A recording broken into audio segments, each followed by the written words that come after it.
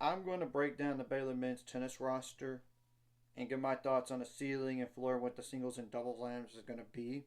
And obviously, it's like three doubles teams and six singles matches. So, and I know the roster does not include a grad transfer. So, I'm going to automatically add that on the list to the number of seniors. So that technically the number of seniors is five.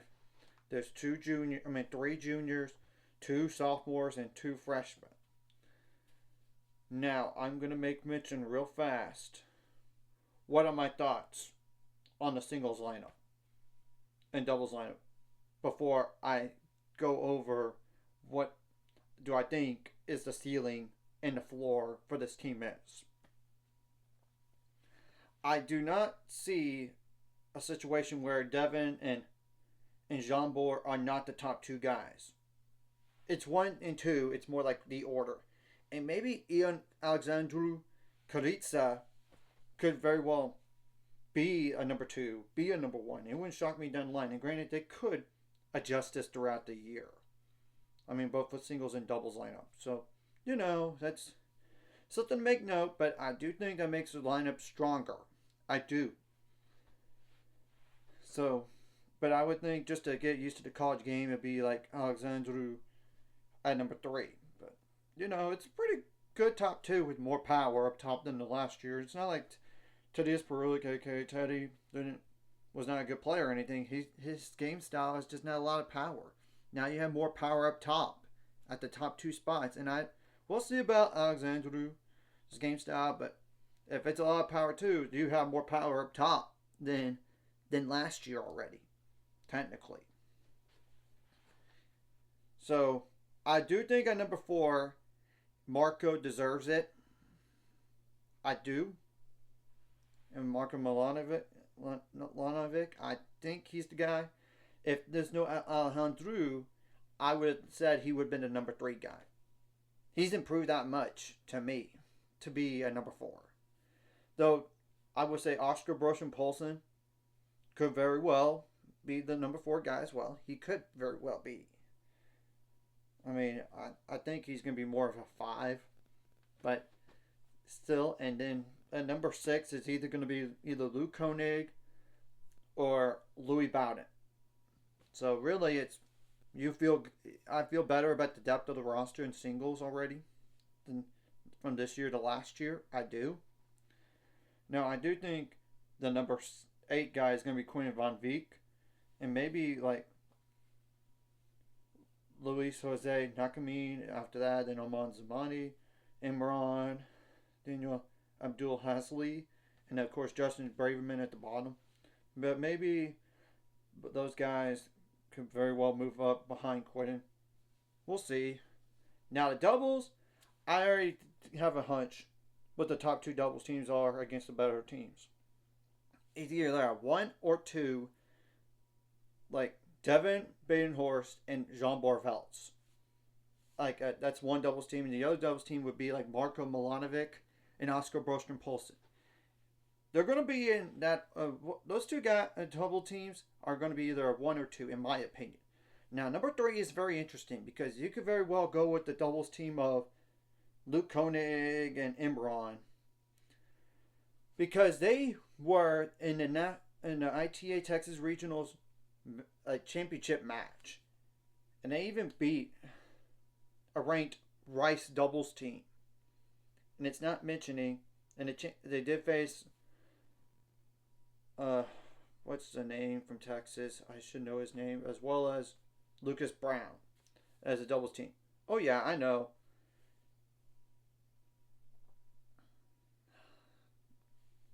It's blanking on me. I should know the name because I saw him multiple times at Texas.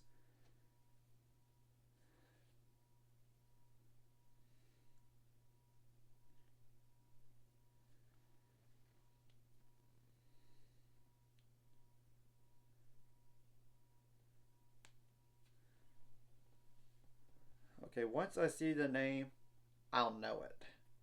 And I should have known it. Know it already. Oh, Timo Lagu. That's the name. And I do think him and Lucas Brown are going to be the core one doubles team for Texas. So really, it's not a bad loss by any means. But maybe they could split them up and put Alejandro with Luke. Maybe. Or same thing goes for Imran. That's a possibility. So it's really anybody's guess on that.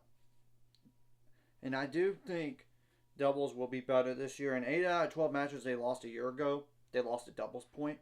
And yes, they won the doubles point 4 times, but they lost. I mean, in those losses. But those are to Final Four teams in TCU 3 times. I mean, twice. I mean, you won a doubles point against TCU twice, and you won a doubles point against Wake Forest and lost. And same thing goes for Ohio State. All those are Final Four teams, so no shame to losing to them. They just got out-singled. I'm just saying that right now. So, I do think this team is better than a year ago. I really do. Now, preseason-wise, Baylor is picked 3rd in the Big 12, and they're not ranked right now in the preseason poll. But you know what? That's okay. They have opportunities against, when you look at the schedule here, they do have like TCU and Wake Forest. It's like back-to-back right after some easier matches in ACU, which you cannot overlook because ACU did beat Texas Tech a year ago. I know. But you should really win that match. And Lamar. So you should win to both of those. It's more like if you could win against Wake Forest and the TCU. And the good news is that you do play TCU early in the non-con, so you're going to be familiar with them down the line. And I know TCU will have Jack Pinch and Jones back. That's tough. I wish he would have turned pro, but he didn't. And supposedly they do have a freshman coming in and earlier than expected in Cooper Wooston Dick or something like that. You can check out the tennisrecruiting.net.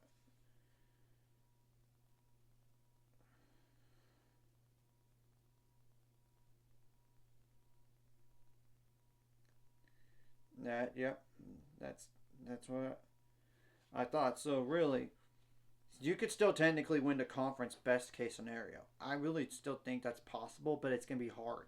So that's why I'm saying first or second in the Big 12. I think this team could go back to the Elite Eight again, and anything could happen from the Elite Eight onward because you're at home. And what if you play somebody that's not like used to the outdoor conditions as much, like in Ohio State, and they lose? I mean, anything could happen in NCAAs. Now, I do not think this team is going to finish worse than 5th in a conference. I do not think that's going to happen. Because I just think we improved too much to be 6 at worst. I just don't see it.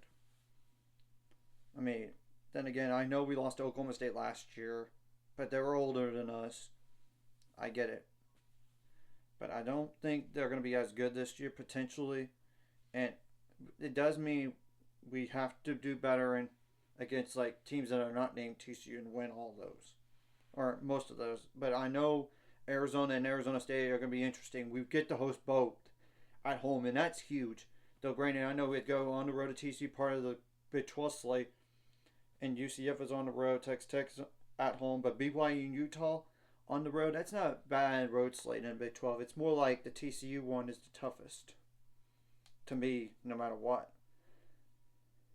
But we have, and obviously we do want some matches back from a year ago, like a UCF one, and we had TCU multiple times last year. We just didn't beat them. I mean, lost a doubles point pretty easily to them in the non-con. But we made it a 4-2 match, and it could very well have been 4-3 if we would have won a 1-3 set match. And then it's 3-all, and anything could happen from there. And those other two were 4-1 losses, but both of those were closer than that 4-line score line because multiple 3-set wins for TCU, so I'm just saying. Now, I do not think this team is going to fall in around 64 again. If they do, it would really stun me. They just improved too much, in my opinion, to be around a 64 team again. So that's why I'm saying around a 32. And that's just being fair. And I know 2 years ago we did that, and last year we did that. 2 years ago, Finn Bass got hurt, and he came back, wasn't ready to be back, and with the abdominal thing, when he came back, fully healthy, he was just not the same player. Now, obviously, last year, I think we were just young, and we didn't win enough matches that are not like teams like Oklahoma State and UCF. Win both of those, I think we would have been in a better spot. I'm not saying beat Oklahoma and beat Texas or beat TCU, but I'm just saying win those two, I think we would have had a better shot to avoid a bad matchup in the round of 64. And also, I do think anything could happen in round of 32 as well, even if you're hosting the first two rounds. And I think that's the goal this year. I really do. Maybe up to Sweet 16 match. That way you could potentially play yourselves into, we're going to potentially play all the matches at home for the rest of the year after including the Big 12 tournament. So I do think that might be the biggest goal of them all. Will they get there? We'll see. Because if they do host the Sweet 16 match, that's going to be big right there. And in order to do that, you got to be a top 8 seed. And luckily, we're going to go to the National Indoors this year because we're co-hosting with SMU. So I think we need to win a match or two there. Or if we get to like a semifinals in the main draw, and not like we lose the first match but we win another two. We do need to find some wins there, no matter what, and be like a Wake Forest or a TCU in a non-con. And I know when you look at we do have to play like some teams like Princeton, SMU, but we really need to beat those teams. We basically need to beat teams that we should beat. But we cannot take them lightly. Anything can happen. I know. Just like any other sport. So, anyways, if you like this content, hit the like and subscribe button. See you guys later on the road to Sense Cross co-host ultimate goal is 1,000 more some money after this cross like video. Comment video really helps YouTube algorithms, more people see it. Share the video does help as well, so more people can watch. And if you're watching and not subscribe, hit subscribe button, free the notification bell as well. And we do play Ohio State at Ohio State, but Ohio State hardly loses at home. But I know this is not the same Ohio State team as compared to the past, so maybe we'll win there too. Maybe. That's to be determined. And we do have Illinois, and that's one of those matches we want to get back from last year on the road, I'm sure. And even the year before. Then, so as you know, I do think this team is going to be better than last year. The question to me is how much better. And this does require more mental toughness. You got to find a way to win more doubles points. Granted, I know the end all be all is the singles, but you got to win some more doubles points because most of the losses you had a year ago were without the doubles point. So that's all I got to say. So we'll see what happens. And the first match is on Sunday. That's why I'm going over this now.